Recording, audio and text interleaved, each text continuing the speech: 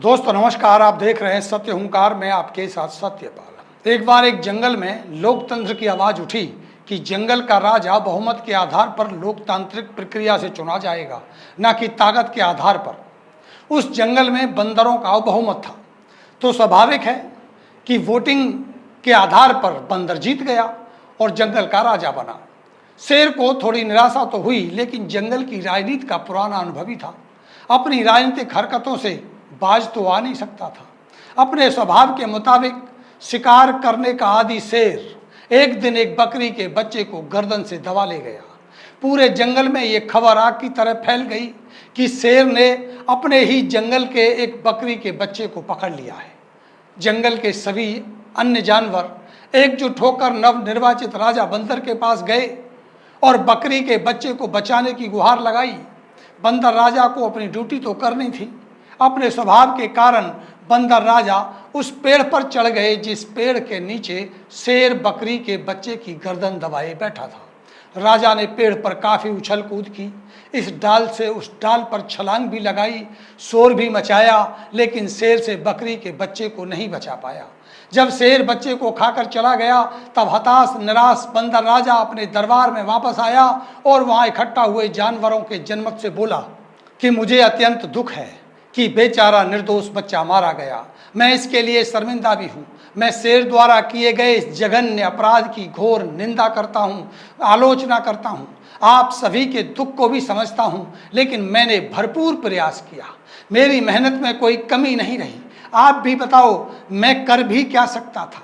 ये सुनकर वहाँ मौजूद सभी जानवरों को अपनी गलती का ये एहसास हो गया था कि बकरी के बच्चे की जान शेर की वजह से नहीं, बल्कि हमारे उस निर्णय की वजह से हुई है जिस निर्णय ने इस बंदर को चुना है। क्योंकि इस राजा को ताकतवर होना ही चाहिए, तभी वो किसी की मदद कर सकता है। कमजोर राजा कभी प्रजा का मददगार साबित नहीं हो सकता। दोस्तों, अब राजा प्रथा तो नहीं रही, लेकिन जनप्रतिनिधियों के पास जनसेवा का वही स्थान है। हम जनमत के आधार पर लोकतांत्रिक प्रक्रिया के तहत किसी को भी अपना जनप्रतिनिधि चुन तो सकते हैं, लेकिन मदद रूपी विकास की कोई गारंटी नहीं ले सकते। जब तक मजबूत नेतृत्व समाज का प्रतिनिधित्व नहीं करेगा, तब तक जनमानस का भला नहीं होगा। यही हुआ है बीते निगम चुनावों में। तिगांव विधानसभा के वार्ड 25 और 26 में, खास तौर पर वार्ड 25 से भाजपा से सीमा चंदेल को टिकट दे दी गई और जनता ने जनमत से उन्हें चुन भी लिया, बावजूद इसके कि उनकी खुद की कोई राजनीतिक पृष्ठभूमि नहीं थी। जीतने के बाद घर के कामकाज में व्यस्त निर्वाचित सदस्य को आपके जरूरी कागजातों पर हस्ताक्षर करने तक का समय नहीं है। विकास के कार्य और क्षेत्र की समस्याओं को सुनने और समझने की तो बात छोड़ दीजिए। अब उनके पति उनके नाम के हस्ताक्षर करके गैर कानूनी काम करने के साथ साथ इस जनता को भी धोखा दे रहे हैं। जैसा कि आप जानते हैं कि किसी भी सरकारी दस्तावेजों पर रिपोर्ट के रूप में चुनी गई निगम सदस्य के नाम और मोहर के साथ कोई भी हस्ताक्षर करता है, भले ही वो उनके पति ही क्यों ना हो, तो गैर कानूनी और धोखाधड़ी का मामला बनता है। फर्जी साइन करके जनता को फर्जीवाड़े में फंसाने की साजिश की जा रही है।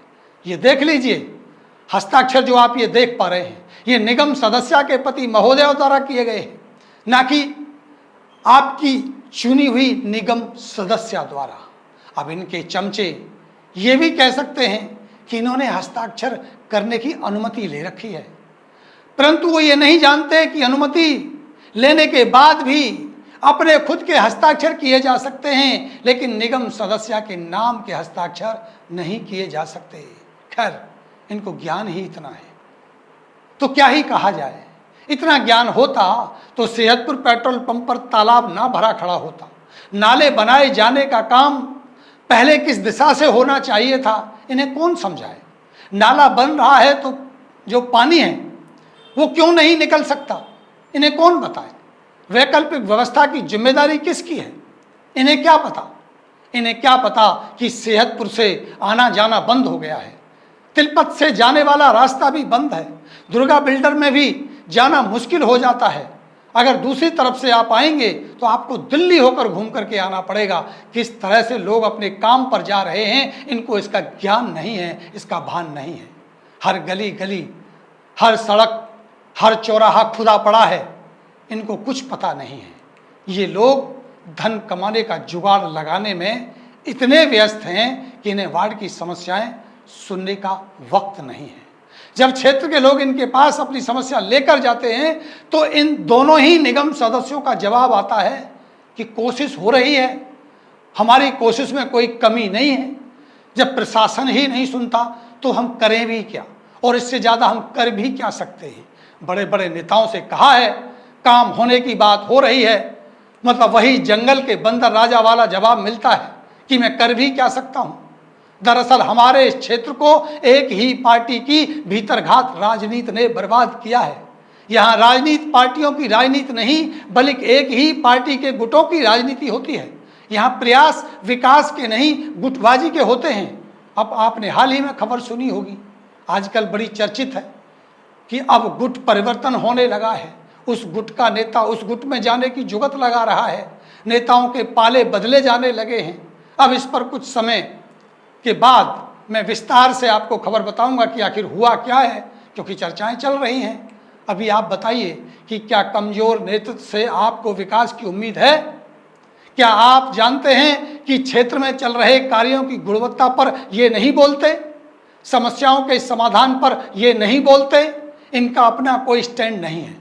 इनको जो बोलो ये वही बड़े नेताजी को बोल करके आ जाते हैं।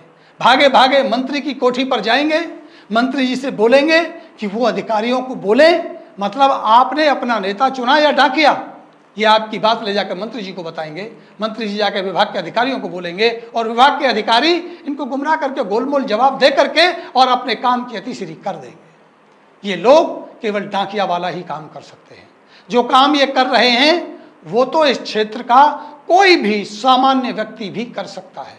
कोई भी सामान्य व्यक्ति खुद मंत्री जी को फोन करे, उनके कार्यालय पर जाकर उन्हें समस्या बताए, सुनवाई तो वहाँ भी हो जाती है, लेकिन समस्या का समाधान कैसे होगा ये सबसे बड़ा सवाल है। कितने काम ऐसे हैं जो फंड और फाइल से होते हैं, कितने काम ऐसे हैं जो केवल जनप्रतिनिधि के विवेक और विचार से होते हैं। इनके क्षेत्र में ठेकेदार जो मर्जी करे, काम की गुणवत्ता कैसी भी हो, ये नहीं बोलेंगे। सड़क पर अतिक्रमण कोई करे, कोई कचरा कहीं डाले, कहीं कोई जाम लगाए, ये नहीं बोलेंगे। कितने कोई सफाई कर्मचारी यहाँ लगे हैं, इनको पता तो है, लेकिन उनकी ड्यूटी कहाँ है इनको ये नहीं पता। कचरा उठाने वाले कितने ट्रैक्टर हैं इनको ये पता है, लेकिन कचरा कहाँ से उठा रहे हैं इनको ये नहीं पता है। गलियों में कचरे के नाम पर कितनी अवैध वसूली हो रही है। पहले 30 रुपये लिए जाते थे, 50 रुपये लिए जाने लगे, इनको नहीं पता। टेंडर किस ठेकेदार ने लिया है इनको पता है, वो काम कब और कहाँ कैसे करेगा इनको नहीं पता। वार्ड में कोई आवारा पशु मर जाए, उसके ठेकेदार को ये जानते तो हैं, लेकिन उस पशु को उठवाने का काम इनका नहीं है। आप इनको फोन मत करिए वरना ये बौखला जाएंगे, आपको उल्टी सीधी बातें बताएं, आपको साजिश करता बना देंगे। आप साजिश कर रहे हैं। समस्या को लेकर 2 से ज़्यादा बार फोन कर दिया तो इनको गुस्सा आ जाता है। कोई इनसे समस्याओं को लेकर सवाल पूछ ले तो इनका दुश्मन बन जाता है। सच्चाई से मुंह छिपाने वाले, झूठ और कमजोर मानसिकता के जनप्रतिनिधि कभी भी जनता का भला नहीं कर सकते। सख्त प्रशासक, ईमानदार नेता, स्पष्ट समाज सेवी जनता का भला कर सकता है। डरपोक, लालची, चालाक, स्वार्थी जनप्रतिनिधि समाज का नेतृत्व नहीं कर सकता। अभी तो काठ की हाड़ी चढ़ी है और कहते हैं ना कि काठ की हाड़ी बार बार नहीं चढ़ती है। जनमत ने पहले भी अच्छे अच्छे नेताओं को सबक सिखाया है, धूल में मिलाया है, राजनीति से नाम मिटाया है। जनता से किया गया धोखा जो करता है उसको जनता सबक सिखाती है। राजनीति सब धरी रह जाती है। जनता कर रही है उचित समय का इंतजार। अब आप देखते ही रहो सत्य हुंकार। मैं फिर मिलता हूं, अभी लेता हूं इजाजत। नमस्कार।